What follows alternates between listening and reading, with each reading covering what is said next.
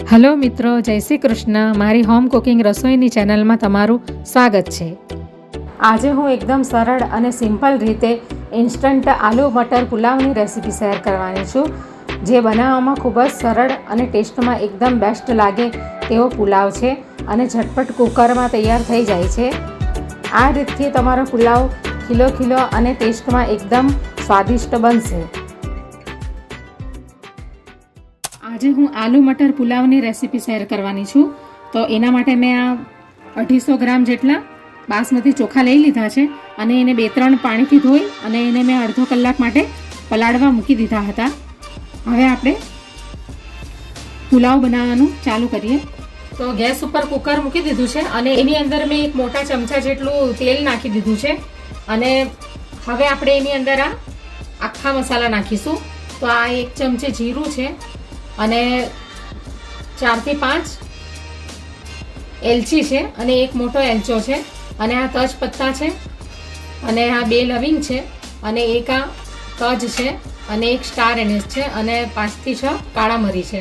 તો હવે આપણે આ બધું અંદર નાખી દઈશું. હવે આપણે અડધી ચમચી અંદર હિંગ નાખીશું. એક મોટો કાંદો લઈ લીધો છે, એને મેં લાંબી સ્લાઇસમાં કાપી લીધો છે, એ નાખીશું અંદર.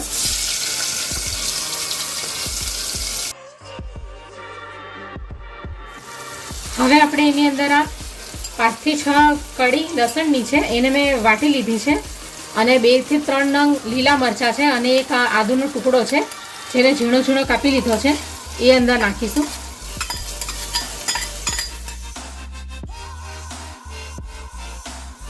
હવે આ એક મોટું બટાકું લઈ લીધું છે, એને મોટા મોટા પીસમાં મેં કાપી લીધું છે, એ નાખીશું અંદર.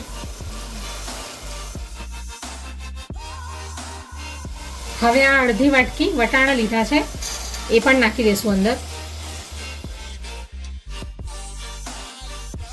હવે આપણે એની અંદર સ્વાદ અનુસાર મીઠું નાખી દઈશું.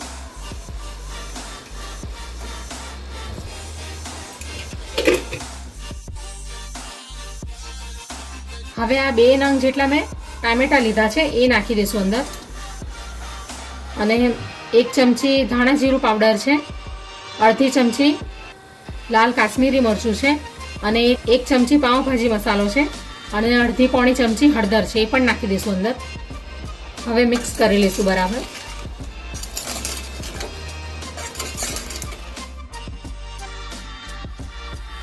હવે આપણે આ પલાળેલા બાસમતી ચોખા નાખી દઈશું અંદર.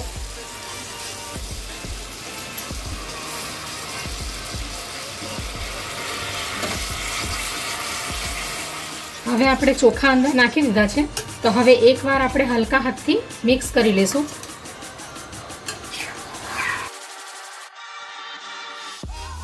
હવે આપણે એની અંદર એક મોટો ગ્લાસ જેટલું પાણી નાખી દઈશું. આપણે ચોખાને પલાળીને રાખ્યા હોય ને તો એની અંદર વધારે પાણી નહીં નાખવાનું. તો એક મોટા ગ્લાસ જેટલું પાણી મેં અંદર નાખી દીધું છે. હવે થોડુંક આપણે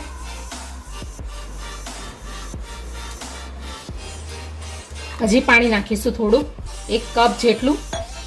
હવે આપણે આ લીંબુનો રસ નાખી દઈશું.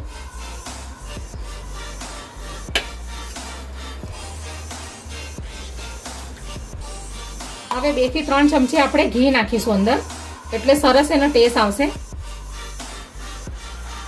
તો હવે આપણે ઢાંકણને બંધ કરી દઈશું અને મીડિયમ ફ્લેમ પર આપણે એની 1 સીટી આવવા દઈશું.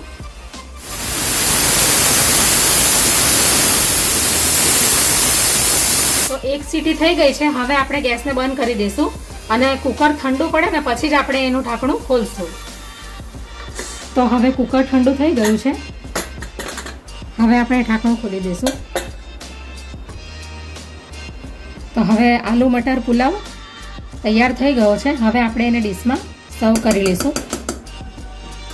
હવે આપણે ડીશમાં કાઢી લઈશું.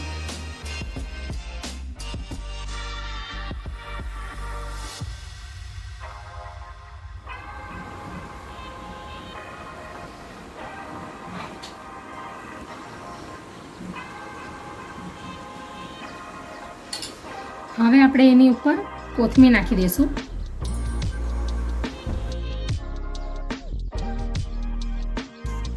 તો તો તૈયાર છે ઇન્સ્ટન્ટ આલુ મટર પુલાવ.